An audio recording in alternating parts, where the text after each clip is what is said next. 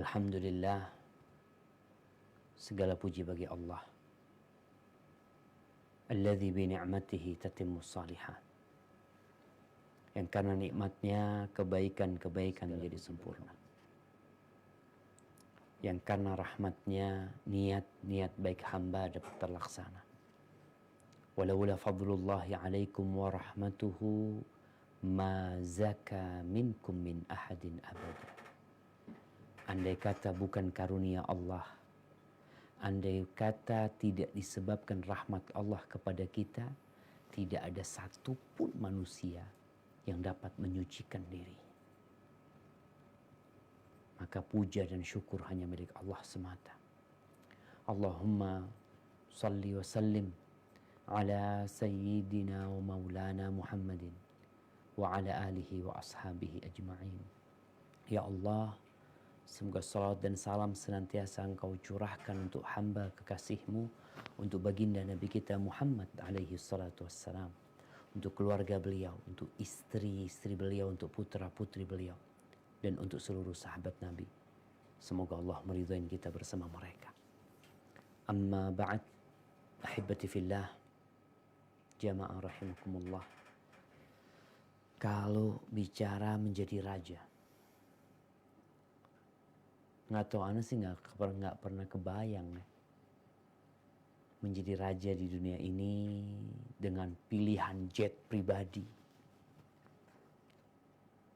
puluhan mobil mewah yang berjejeran di garasi, istana besar dengan pelayanan 24 jam yang tak pernah berhenti, pengamanan super ketat, istri plus dayang-dayang yang mungkin tinggal dipanggil. Mungkin masih ada lagi. Wujud raja itu kayak apa sih? Dihormatin, dihargai, titahnya selalu dijalankan, keinginannya selalu dituruti. Mungkin semua dapat dia wujudkan gara-gara harta yang dia miliki dan jabatan yang dia raih.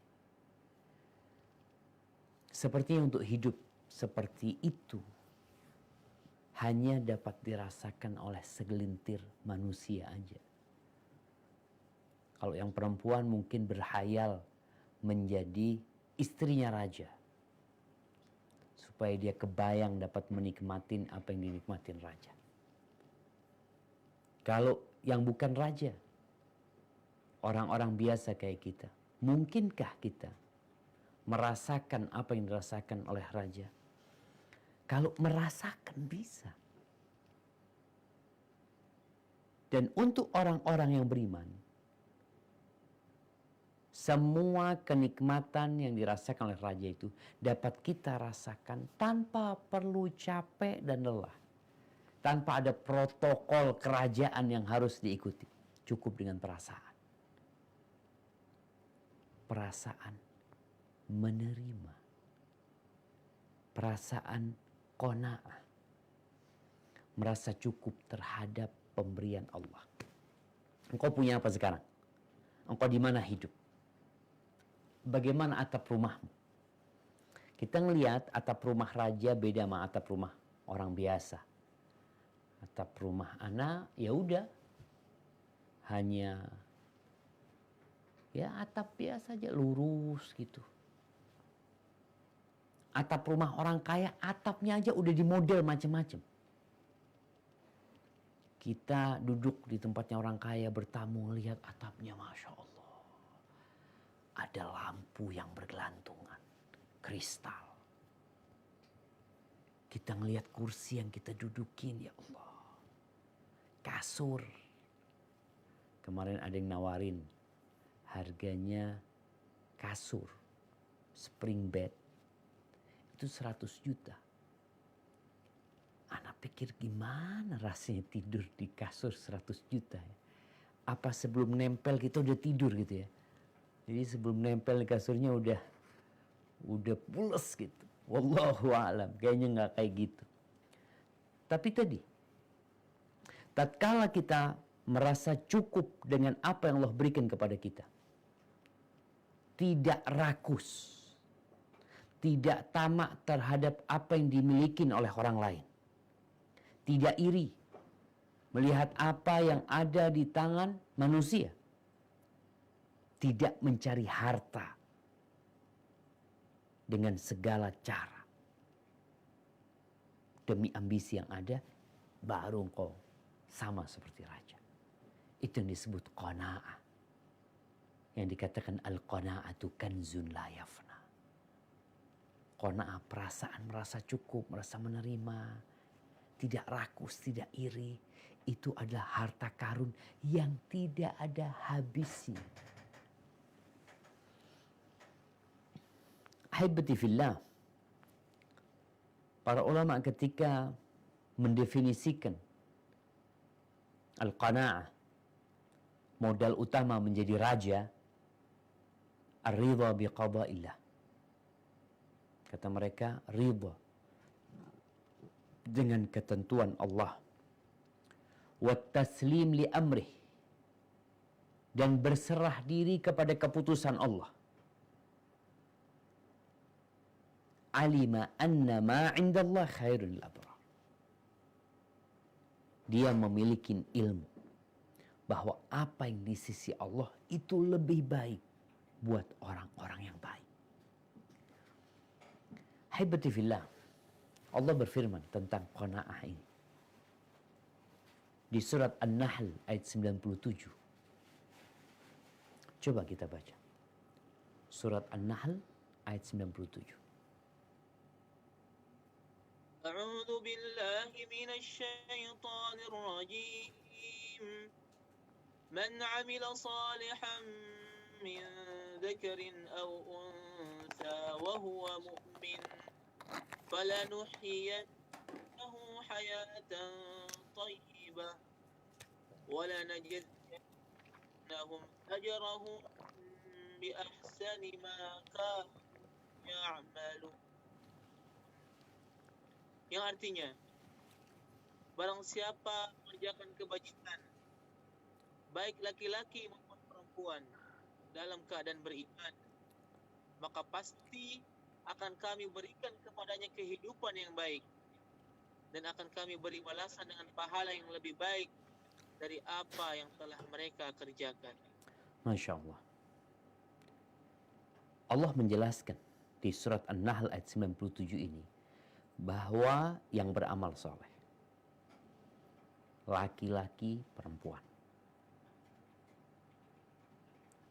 beriman. Dia bukan beramal soleh tapi nggak beriman. Dia juga bukan beriman aja tapi nggak beramal soleh. Dia ini beramal soleh dalam kondisi beriman. Apa yang akan Allah berikan? Kami akan memberikan kepadanya penghidupan yang baik. Allah akan bikin dia kaya. Kalau ngelihat para nabi miskin sih, nggak kaya. Allah akan berikan kepadanya istri-istri yang banyak, yang cantik, dengan anak yang banyak. Enggak juga. Kita lihat Nabi Ibrahim alaihissalam mau punya anak susah banget. Sampai tua renta baru dapat anak. Nabi Zakaria juga seperti itu. Nabi Ayub hidup dengan penyakit. Padahal dia beriman dan beramal soleh. Nabi Yusuf sampai di penjara. Nabi Musa dikejar-kejar sama Firaun. Terus apa maksud dari kami akan memberikan penghidupan yang baik? Kita yakin loh. Dengan janji Allah Azza wa Jalla. Itu di dunia, di akhirat lain lagi ceritanya. Ini di dunia. Ali bin Abi Thalib radhiyallahu anhu menafsirkan yang dimaksud dengan kehidupan yang baik adalah al-qanaah. Perasaan menerima. Cukup. Senang. Ini kehidupan yang baik, jemaah. Hasan al-Basri ketika ditanya al-hayatut thayyibah al-qanaah. Kehidupan yang baik itu qanaah. Menerima. Walaupun hari ini tidak ada yang dimakan. Mungkin pulang kerja menyampaikan kepada istri, afwan, hasilnya tadi buat betulin motor, rusak motornya di bengkel sekarang. Aku nggak bawa duit. Apa kata istri? Qadarullah wa masya'a fa'al. Ahlan wa sahlan. Alhamdulillah, ada sisa makan kemarin. Ini nih hayah thayyibah. Kehidupan yang baik. Seperti raja yang punya segala-galanya. Haibati fillah. Jadi orang yang punya sifat qanaah ini itu bukan raja biasa, tapi raja super bisa. Kalau kita ngelihat ada Superman ya, yang mungkin dia tahan banting. Nih orang yang punya sifat qanaah, dia itu tahan banting. Mau ada gempa, mau ada tsunami, mau terjadi COVID-19, apapun yang terjadi di muka bumi ini, dia tetap raja. Rasul sallallahu alaihi wasallam menyebutkan tentang manusia yang dikasih sifat qanaah. Dalam hadis riwayat Muslim, qad aflaha, telah sukses, telah beruntung. Siapa? Yang punya duit banyak, yang punya tabungan yang banyak. Man aslam, yang pertama orang yang sudah masuk Islam. Wa ruziqa kafafan, dikasih rizki yang mencukupi urusan dunia dia, cukup sudah. Wa qanna'ahu Allah bima atah, dan Allah jadikan orang ini qanaah, menerima dengan apa yang Allah berikan kepada dia. Dia gak punya harta berlebih, enggak, cukup aja harta dia. Orang kalau punya harta lebih, mungkin dia berpikir, oh mau liburannya ini akhir pekan, kita berangkat ke tempat ini, kita barbecue di sana, kita berlibur, tamasya. Itu orang punya kelebihan harta. Ini nggak punya, dia cukup aja udah buat hidupnya. Nggak kepikir kemana-mana. Tapi Allah jadikan dia qanaah dengan apa yang Allah berikan. Masya Allah. Itu orang yang beruntung, jamaah. Nggak kepikir dia mau ngambil harta orang lain. Mencuri. Korupsi. Antum lihat tuh. Emangnya ada koruptor itu miskin? Korupsi dia karena nggak tahu besok mau makan apa? Enggak. Koruptor itu duitnya udah banyak. Ketika dia daftar jadi pejabat, dia tuh laporan berapa dia punya uang. Nggak punya duit, nggak bisa dia jadi tuh. Dia punya uang. Tapi sayangnya nggak dikasih qanaah. Yang kedua, qanaah itu menjadikan orangnya, pemilik sifat ini, dicintai Allah, dicintai manusia. Allah cinta sama antum. Dan Allah bikin manusia cinta sama antum. Dalam hadis yang diriwayatkan Ibnu Majah dan disahihkan oleh Syekh Albani rahimahullahu taala, Rasulullah sallallahu alaihi wasallam bersabda, "Izhad fid dunya yuhibbukallah." Zuhudlah engkau dalam urusan dunia ini. Mencukupkan diri dengan apa yang Allah berikan, jangan tamak, jangan rakus, jangan ambisinya dunia, jangan menjadikan dunia di hatimu. Izhad fid dunya. Allah akan cinta kepada. Wazhad fima fi aydin nas. Zuhudlah engkau dengan apa yang ada di tangan manusia. Jangan berambisi untuk menguasai apa yang mereka miliki. Untuk memiliki apa yang di tangan mereka. Agar berpindah ke tanganmu. Sudahlah engkau zuhud. Orang punya ini, alhamdulillah. Lu akan berkah buat mereka. Bukan engkau berambisi untuk memilikinya. Akhirnya jadi minta-minta. Ada yang sampai menipu. Zuhudlah dengan apa yang di tangan manusia. Yuhibbukan nas. Orang-orang akan cinta sama engkau. Suka sama engkau. Jamaah beberapa tahun yang lalu ya, ingat ada sebuah travel. Apa First Travel kalau nggak salah. Ya, apa First Travel? First Travel ya.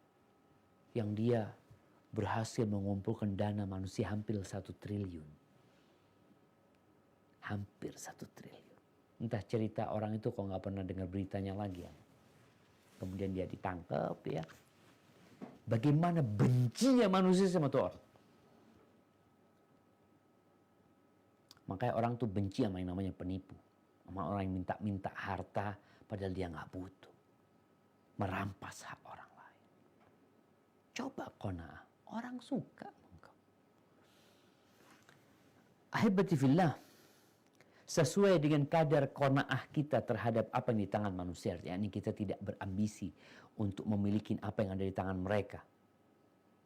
Maka seperti itu pula kecintaan mereka kepada kita. Hati mereka akan damai kalau ketemu sama kita. Karena tahu fulan ini nggak berharap harta ketika berkawan sama anak. Karena banyak perkawanan di masa kini karena kepentingan. Apa ceritanya? Ada uang abang disayang, nggak ada uang abang ditendang. Ada manusia-manusia seperti itu. Enggak. Makanya seorang istri yang qanaah itu suaminya cinta sama dia. Tapi ada perempuan-perempuan setiap pulang dari rumah kawannya ceritanya, fulana punya ini, fulana punya ini. Engkau tahu fulana baru beli mobil baru, Grace, 2,5 M. Berapa tahun yang lalu anak ingat seorang kawan yang bekerja di Madinah jadi supir. Kita ngunjungin dia, orang Indonesia. Tahu-tahu dia ngomong, anak ingin menceraikan istri anak. Nama ada apa bang? Kata dia, ini anak capek kerja di sini merantau. Tahu-tahu dia telepon dia sepupunya, sepupuku baru beli villa 2,5 M belinya. Dia gaji 1.000 real. Ini ngomongnya 2,5 M. Benci tuh suami sama perempuan kayak gitu. Maka tolong, kalau engkau ingin dicintain sama suamimu, apa yang diberikan suami? Qanaah. Kecuali suami bakhil. Dia punya banyak, Ustaz, kasih sedikit, nggak cukup, dikasih ini beda lagi. Tapi memang suaminya udah capek, udah usaha. Jadi ingat, kalau engkau ingin dicintai Allah, dicintai manusia, qanaah. Yang ketiga, engkau jadi orang yang terpuji. Nabi SAW memujimu. Nabi, bayangkan.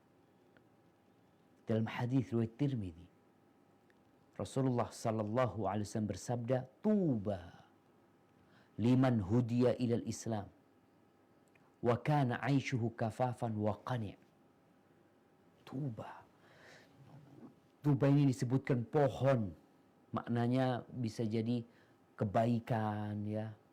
Ada pohon di surga yang besar sekali, yang orang melewatinya selama 100 tahun itu belum terlewat tuh naungan.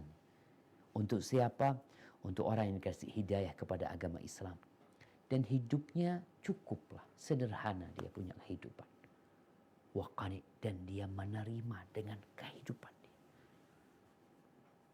Ingat, bukan berarti dia malas kerja, enggak, dia nerima. Dia kerja. Islam ini anti kemalasan, jemaah. Tapi jangan berambisi yang menyebabkan hidupmu susah. Engkau jadi raja lah. Tahu-tahu pulang ke rumah, suami mengatakan, Dek, aku di PHK. Apa kata istrinya? Alhamdulillah bang. Insya Allah ada rezeki di tempat lain. Tafadhal masuk ke rumah. Ya Allah. Gimana bahagianya itu suami. Ketika dia dapat istri yang menerima dengan apa aja yang terjadi. Kemudian orang yang qanaah ini jamaah yang keempat, dia akan jadi orang kaya di hatinya. Dia dapat menundukkan syahwat-syahwat dia. Bayangin dia makan hari itu nasi sama ceplok. Ya Allah, nikmat dia. Tapi coba orang ini makan nasi sama ceplok, tetap makannya 2 orang nih. Kita kasih contoh 2 orang. Yang satu makan nasi putih sama ceplok, yang satu makan nasi sama ceplok. Yang ini makan nasi sama ceplok, bayangan dia, ya Allah, kok cuma ceplok ya. Fulan itu kalau sarapan sama burger, dagingnya, minumnya, susu, ini itu, dia makan tuh nasi nggak enak. Yang satunya nasi sama ceplok, dia ngomong, ya Allah, alhamdulillah, ya Allah, makasih banyak ya Allah, Engkau berikan kepada aku nikmat ini ya Allah. Ayo ayo Nana, makan bismillah. Ya Allah, enak banget nih, Masya Allah. waktu Nabi SAW mengajarkan itu. Suatu hari tatkala beliau makan, itu hanya ada roti, lauknya roti itu apa? Cuka.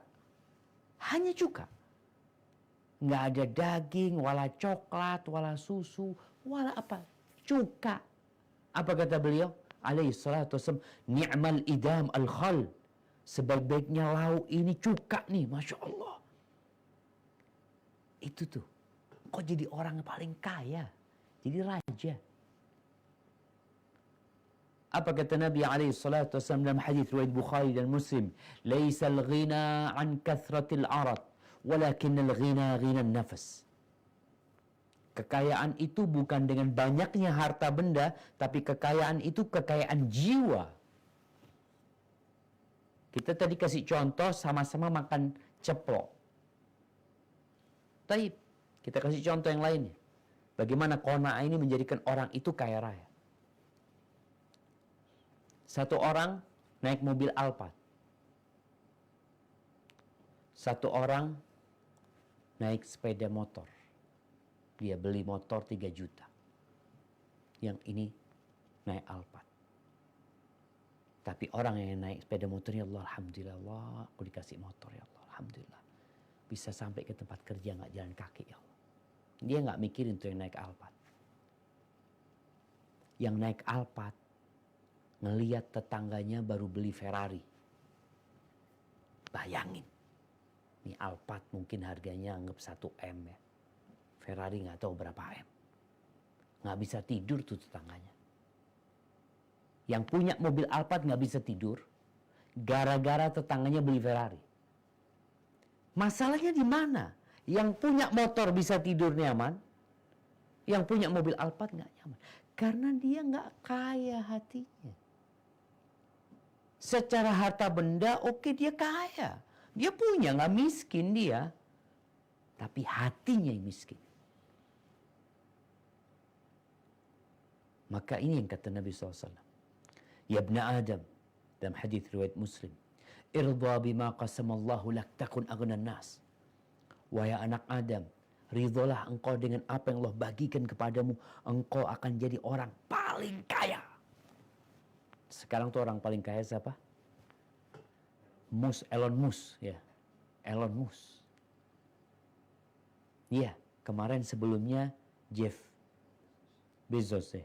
Disalibnya sama dia dalam berapa hari, berapa jam mungkin udah naik tuh dia. Engkau ridho dengan apa yang Allah berikan kepadamu, engkau jadi orang paling kaya di dunia. Sayangnya, engkau mungkin nggak dimasukkan namanya di dalam majalah Forbes. Nggak dimasukkan ke sana engkau. Tapi engkau kata Nabi SAW jadi orang paling kaya. Dengan apa? Ridho. Kemudian jamaah yang kelima, qanaah ini menjadikan engkau mulia. Terhormat engkau. Walaupun nggak punya apa-apa, engkau terhormat. Karena engkau nggak minta-minta sama orang. Dan engkau juga nggak berambisi untuk memiliki apa yang di tangan orang. Engkau orang yang mulia. Kata Jibril alaihissalam berpesan kepada Nabi Muhammad alaihissalam, wa'alam anna syarafal mu'min qiyamuhu bil-lail. Ketahuilah bahwa kemuliaan seorang yang beriman itu qiyamul lail, salat malam. Wa izzahu istighna'uhu 'anil nas. Dan kehormatannya adalah tatkala dia tidak butuh sama apa yang di tangan orang. Enggak. Dia nggak minta-minta sama orang. Makanya ada orang bodoh. Yahsabuhumul jahilu aghniya minat ta'affuf. Kata Allah, orang-orang yang nggak kenal sama orang itu mengira dia orang kaya loh. Dikira orang kaya. Kenapa nggak minta-minta dia? Kalau ngobrol, kan ada orang kalau datang selalu ngeluh, aduh aku kayak gini, hidupku susah. Suamiku gajinya cuma sekian. Tapi ada perempuan setiap kumpul sama kawan-kawannya, dia tidak pernah menunjukkan dia itu mau minta-minta sama mereka, enggak. Bahkan dia datang, dia bawa makanan sesuatu yang bisa dia bawa. Walaupun enggak banyak. Tapi dia benar-benar terhormat. Maka hati-hati jadi manusia. Jangan kerjanya suka ngeluh sama orang lain yang hakikatnya engkau minta sama mereka. Orang yang qana itu terhormat. Mungkin dia punya tas, dia beli. Subhanallah, ana tadi kapan ya? Tadi apa ngobrol sama istri, cerita waktu kita di Madinah dulu. Jadi kan mahasiswa ini macam-macam. Ada masa mahasiswa yang memang mereka bukan orang-orang kaya gitu loh. Dulu beli tas buat istri itu ya kita mahasiswa beli 10 real, 15 real. Ya harga 40.000, 50.000 tas. Kemudian datang generasi selanjutnya, di mana mahasiswa yang menikah sama ya mungkin sebagian anak orang-orang kaya ya. Tasnya harganya 10 juta, 15 juta. Allahu Akbar. Gimana supaya tas ini yang harga 15 real sama dengan yang harga 15 juta?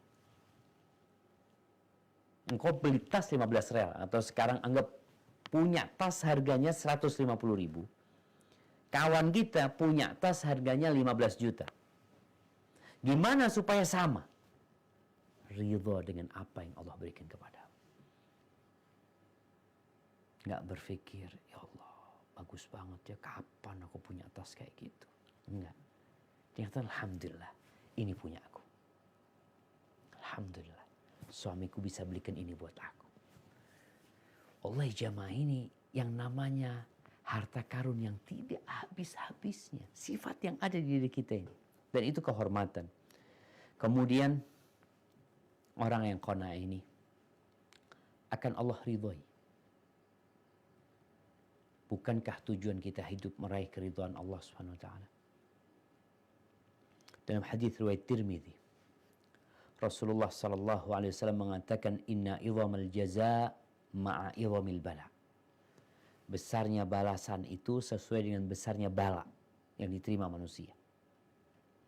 Saudara-saudara kita ya yang sekarang terkena musibah, ada yang kena banjir, ada yang kena longsor, ada yang kena gempa, yang kena gempa pun beda-beda musibah mereka. Ada yang sampai patah tulang, ada yang cuma memar, ada yang meninggal dunia.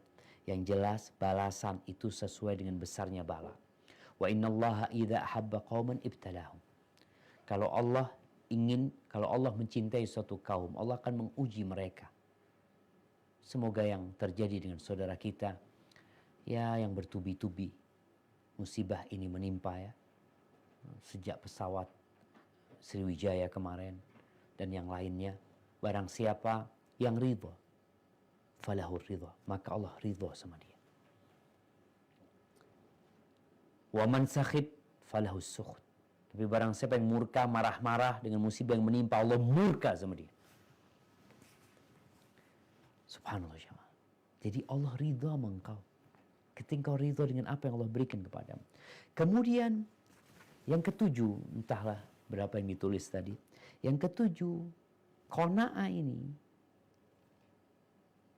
mewujudkan kewajiban hamba menjadi hamba yang bersyukur kepada Allah Azza wa Jalla. Bukankah kita tahu target iblis dalam menggoda manusia? Dia mengatakan wala tajidu aktsarahum syakirin.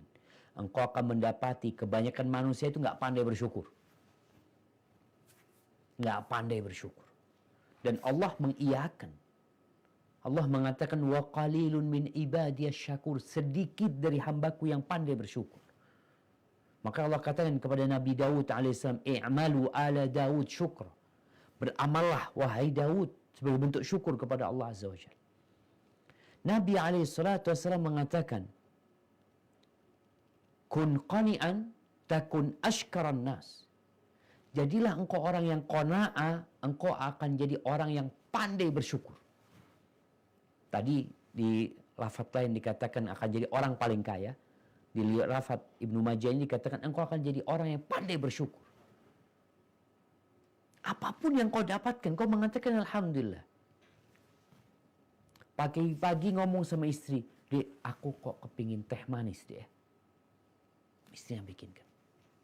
Bang, kayaknya kurang manis, Bang. Gulanya habis soalnya. Masya Allah. Alhamdulillah dek. Alhamdulillah. Masih ada rasa manisnya. Subhanallah. Apapun yang dia hadapi dalam kehidupan ini. Yang dia terima dari rizki, dari musibah. Dia nerima semuanya. Maka dia akan jadi orang yang pandai bersyukur kepada Allah Azza wa Jalla. Setiap penghujung salat ya, kita berdoa, Allahumma a'inni ala dzikrika wa syukrika wa husni ibadatik. Ya Allah, bantulah hamba untuk senantiasa mengingatmu, bersyukur kepada. Dengan qanaah engkau bersyukur kepada Allah Azza wa Jalla. Kemudian jamaah, orang yang qanaah ini berkah hidupnya. Ingat, berkah. Kita sering dengar orang mengatakan, iya Ustaz, sedikit berkah bagus, tapi kalau banyak berkah lebih bagus lagi. Yang penting itu qanaahmu. Ketika engkau qanaah, berapapun yang kau terima berkah. Hakim bin Hizam radhiyallahu anhu, dia pernah berkata, Hakim bin Hizam ini kalau nggak salah, dia adalah keponakannya Khadijah.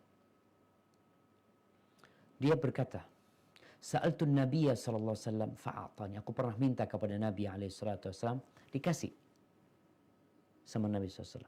Thumma sa'altuhu fa'atani. Aku minta lagi, dikasih lagi. Thumma sa'altuhu fa'atani. Aku minta lagi, dikasih lagi. Thumma qala li. Kemudian Nabi berkata kepada aku alaihi salatu wasallam, Ya Hakim, inna hadzal mal khadiratun hulwa.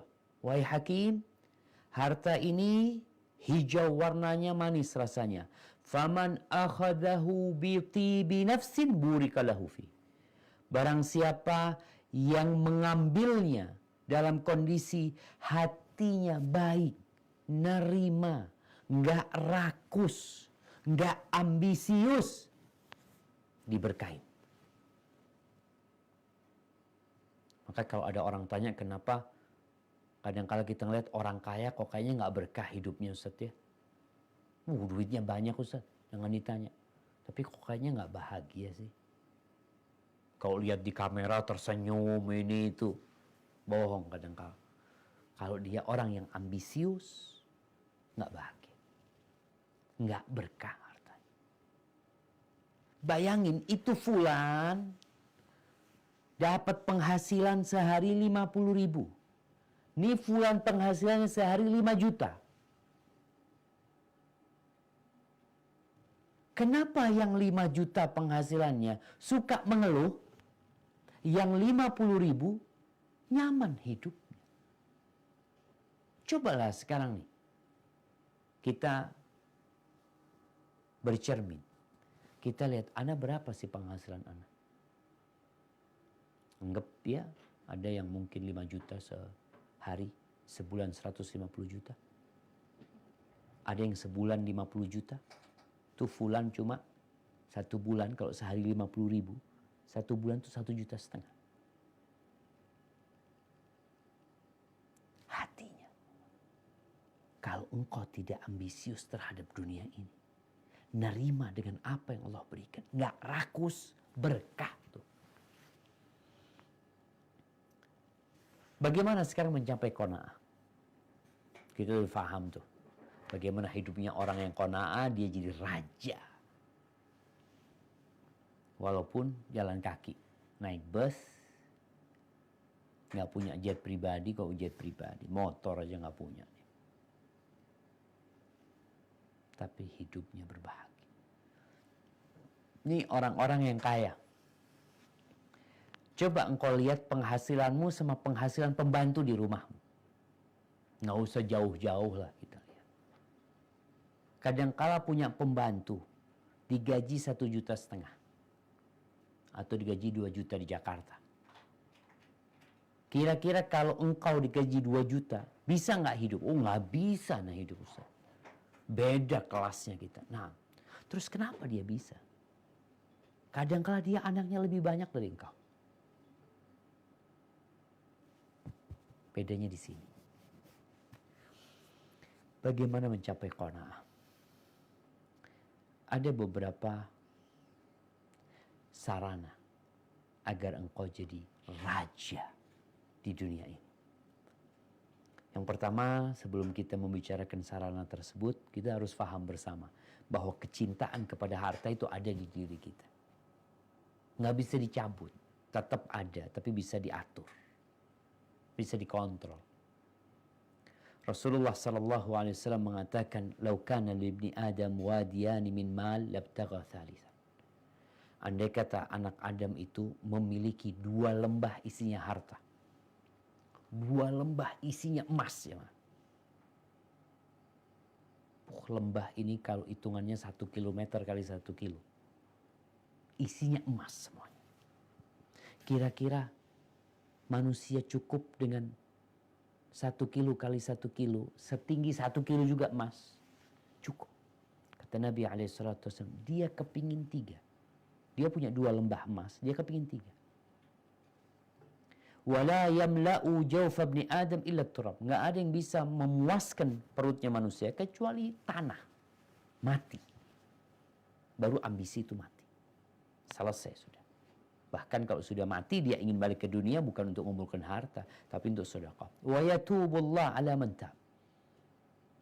Dan orang-orang yang bertobat tadi yang berusaha untuk memperbaiki ambisinya, kembali kepada Allah, Allah akan menerima taubat dia. Hadis riwayat Bukhari dan Muslim. Baik. Sekarang bagaimana supaya kita bisa qanaah? Setelah kita memahami kecintaan kita kepada harta, harta ini ujian dari Allah Subhanahu wa taala, kita harus yakin bahwa yang memberikan rizki kepada kita adalah Allah Azza wa Jalla. Allah berfirman di surat Adz-Dzariyat ayat 58. Silakan dibaca. A'udzu billahi minasy syaithanir rajim. Innallaha huwar razzaqu dzul quwwatil matin. Yang artinya, sungguh Allah, dialah pemberi rezeki yang mempunyai kekuatan lagi sangat kokoh. Bukan perusahaan kita yang kasih rezeki sama kita. Bukan. Istri, bukan suami yang kasih rezeki. Allah Azza wa Jalla. Kita harus yakin bahwa pemberi rezeki adalah Allah Azza wa Jalla. Kita juga beriman bahwa rezeki kita sudah ditetapkan oleh Allah Azza wa Jal 50.000 tahun sebelum penciptaan langit dan bumi ini. Dan tatkala umur kita 120 hari, malaikat itu datang meniupkan ruh, lalu mencatat kembali rezeki kita. Udah selesai. Dengan keimanan ini modal utama engkau jadi orang yang qanaah, jadi raja. Rasulullah sallallahu alaihi wasallam dalam hadis riwayat Ibnu Majah, beliau mengatakan, "Ayyuhan nas, ittaqullah wa ajmilu fit talab." Wahai umat manusia, bertakwalah kepada Allah dan carilah rizki dengan cara yang baik. Carilah rizki dengan cara yang baik. Nggak boleh malas cari rizki, tapi dengan cara yang baik. Fa inna nafsan lan tamut hatta tastawfiya rizqaha. Sesungguhnya manusia itu nggak akan mati sampai rizkinya disempurnakan. Ingat, nggak bakalan mati engkau kecuali semua rizkimu sudah engkau dapatkan. Semuanya. Nggak boleh ada 1 rupiah yang belum masuk ke rekeningmu. Semua akan masuk. Engkau akan mati kalau rizkinya sudah sempurna. Makanya kadang-kadang kita ngelihat ada orang sakit parah, tahu-tahu sadar. Ya Allah, dia udah membaik keadaannya ini itu. Terus ketika sadar, biasanya kalau kita ngelihat keluarga pada seneng ya, udah boleh pulang nih, alhamdulillah. Ayo ayah pulang ke rumah. Rumah udah bikin pesta, tasyakuran, undang-undang. Ditanya ayah yang sakit, ayah kepingin apa ayah? Ayah kok kangen ya sama bebek goreng. Siap ayah, kita carikan bebek yang paling enak. Belikan bebek paling. Minumnya apa ayah? Ayah minumnya mau cappuccino. Masya Allah. Itu bebek goreng cappuccino ayahnya makan. Alhamdulillah ya Allah, alhamdulillah, makasih banyak. Pagi mati ayahnya. Kenapa? Dia nggak bakal mati sampai ayam goreng itu masuk ke perutnya. Karena dalam catatan ada ayam goreng, dada, kaki, paha, itu tertulis di sana tuh di catatan itu yang harus dimakan sama dia. Dan dia ada satu cangkir cappuccino yang milik dia, yang harus dia minum juga, baru dia mati. Kita harus yakin dengan hal itu. Beliau hatta tastawfiya rizqa wa in abta anha, walaupun lambat. Kadang-kadang ada orang yang rizkinya lambat tapi tetap akan sempurna rizkinya, kok nggak bakal mati. Fattaqullaha wa ajmilut talab. Bertakwalah kepada Allah, carilah rezeki dengan cara yang halal. Khudhu ma halla wa da'u ma haram. Ambil yang halal, yang haram tinggalkan. Kadang-kala ada orang mikir, ana dikasih tapi haram tinggalin. Jangan karena ambisi kemudian yang haram engkau sikat juga. Akhirnya, lah engkau hidup bahagia dengan harta haram yang masuk ke rumahmu.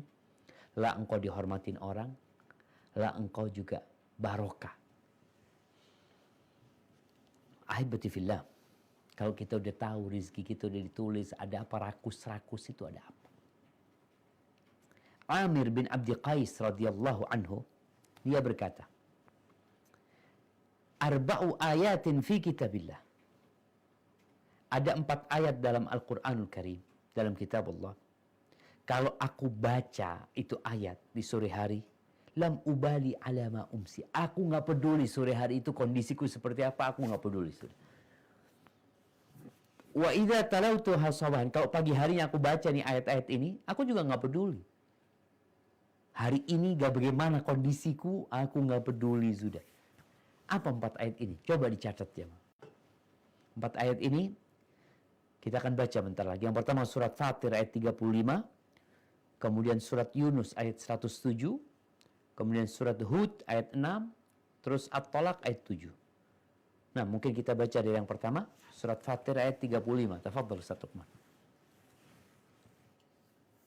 A'udzu billahi minasyaitonir rajim. Alladzi ahallana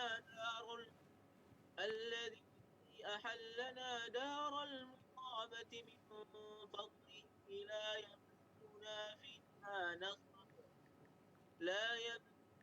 fiha nasab wa la yamassuna fiha lughub. Yang artinya, yang dengan karunia-Nya menempatkan kami dalam tempat yang kekal, surga. Di dalamnya kami tidak merasa lelah dan tidak pula merasa lesu. Ahibati fillah, kayaknya bukan surat Fatir jemaah. Tunggu. Ini ada kesalahan tulis. Kita baca yang surat Yunus ayat 107.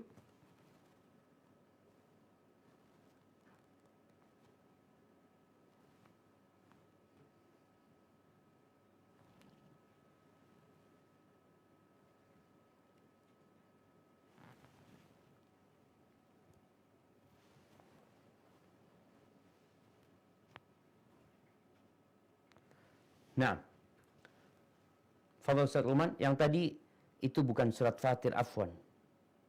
Surat Fatir ayat 2.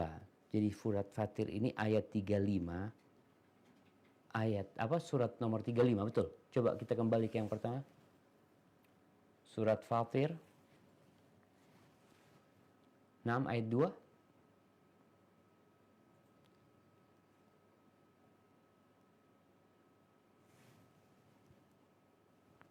Iya. Sahih jemaah. Mungkin bisa diulang Ustaz Luqman. Jadi afwan, surat Fatir ini surat ke-35, ayatnya ayat 2. Naam, fadhal. Baik. A'udzu billahi minasyaitonir rajim. Ma yaftahillahu lin-nasi min rahmatin fala mumsika laha وَمَا يُمْسِكْ فَلَا مُرْسِلَ لَهُ مِنْ بَعْدِهِ وَهُوَ الْعَزِيزُ الْحَكِيمُ. Yang artinya, apa saja di antara rahmat Allah yang dianugerahkan kepada manusia, maka tidak ada yang dapat menahannya. Dan apa saja yang ditahannya, maka tidak ada yang sanggup untuk melepaskannya setelah itu. Dan dialah yang maha perkasa, maha bijaksana. Barakallahu fikum. Itu Allah Azza wa Jalla. Yang Allah mau kasih, nggak ada yang bisa menghalang. Ini satu hal yang perlu kita yakini. Tapi kalau Allah nggak mau ngasih kita, ya nggak bakal dapat kita. Terus ada apa repot-repot engkau? Berapa banyak orang yang gara-gara proyek itu tidak kena dia stres. Kadang-kala dia ingin makan sesuatu, berangkat ke warung, tutup warungnya. Ya udah. Kadang-kala istrinya disalahkan nih gara-gara engkau telat ini itu macam. Lah. Sudah ditetapkan. Yang Allah akan berikan kepadamu, engkau pasti dapat. Tapi yang Allah nggak mau kasih, nggak mungkin kau dapat. Ada apa kita kebingungan? Baik, kemudian surat Yunus ayat 107. Nah.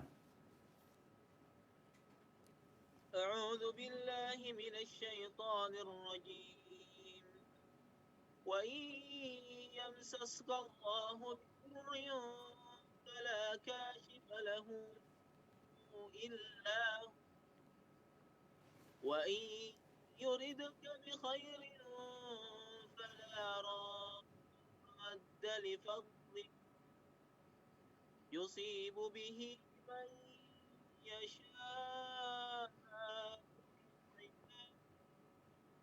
وهو الغفور الرحيم. Yang artinya, dan jika Allah menimpakan suatu bencana kepadamu, maka tidak ada yang dapat menghilangkannya kecuali Dia. Dan jika Allah menghendaki kebaikan bagi kamu, maka tidak ada yang dapat menolak karunia-Nya. Dia memberikan kebaikan kepada siapa saja yang Dia kehendaki di antara hamba-hambanya. Dia Maha Pengampun, Maha Penyayang. Barakallahu fiik. Itu jemaah. Kalau Allah menginginkan kita terkena COVID, pasti terkena. Mau pakai masker 2 lapis, mau pakai APD.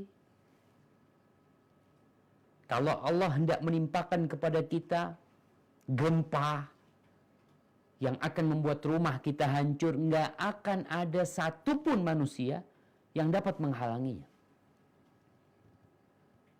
Sebaliknya, kalau Allah ingin kebaikan buat kita, nggak ada yang bisa menghalangi juga. Udahlah, tenang kok hidupnya. Allah berikan kepada siapa yang Allah kehendaki. Ini harus ada pada diri kita. Kemudian ayat yang ketiga, surat Hud ayat 6. Nah.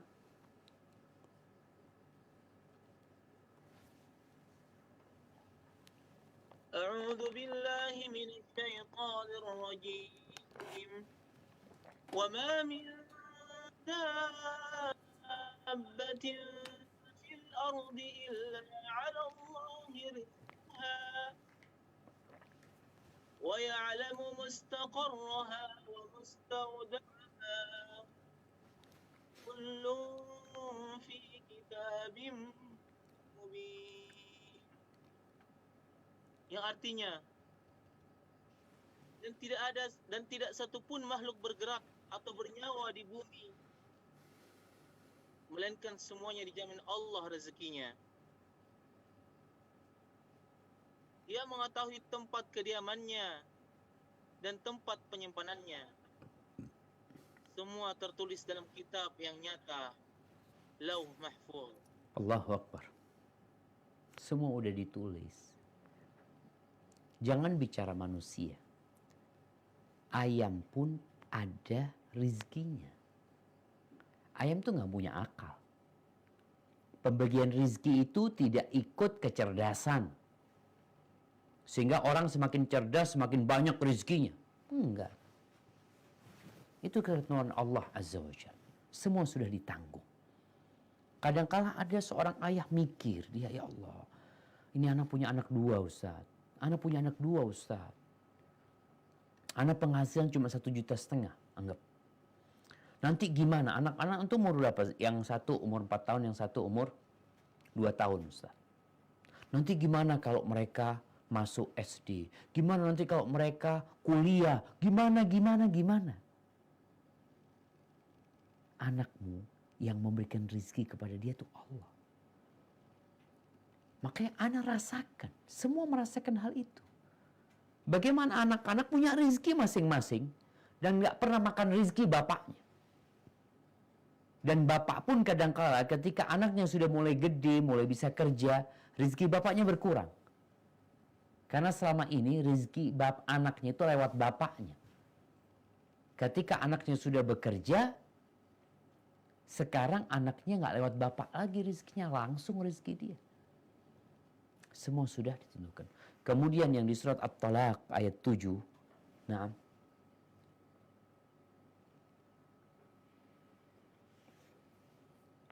A'udzu billahi minasy syaithanir rajim. لينفق ذو سعة من سعته ومن قدر عليه رزقه فلينفق مما آتاه الله لا يكلف الله نفسا إلا ما آتاها سيجعل الله بعد عسر يسرا. Yang artinya, hendaklah orang yang mempunyai keluasan memberi nafkah menurut kemampuannya. Dan orang yang terbatas rezekinya, hendaklah memberi nafkah dari harta yang diberikan Allah kepadanya. Allah tidak membebani seseorang melainkan sesuai dengan apa yang diberikan Allah kepadanya. Allah kelak akan memberikan kelapangan setelah kesempitan. subhanallah. Ini bicara memberikan nafkah. Suami kewajiban kepada istrinya sesuai kemampuan dia. Dia banyak rezekinya, ya kasih.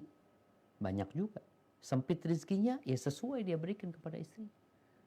Allah tidak memberatkan kepada hambanya, melebihin kemampuan dia. Lalu, sayaj'alullah ba'da usrin yusra.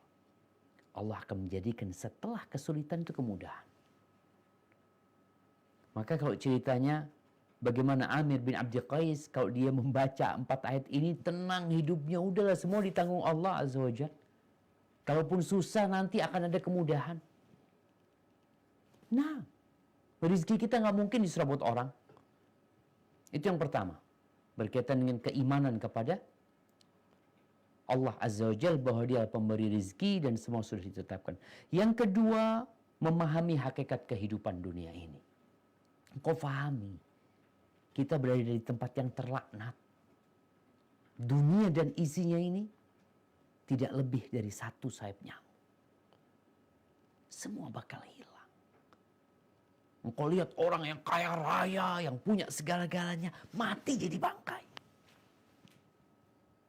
Istrinya kawin lagi sama orang, hartanya dibagi-bagi sama anaknya, perusahaannya dikuasai fulan, nah selesai dia urusannya. Itu kehidupan dunia. Kita fahami. Walaupun seperti apa enaknya, makanan akan jadi kotoran. Itu dunia. Yang ketiga, kita perlu mendidik diri kita untuk hidup sederhana. Untuk tidak berfoya-foya. Untuk tidak berlebih-lebihan. Allah benci sama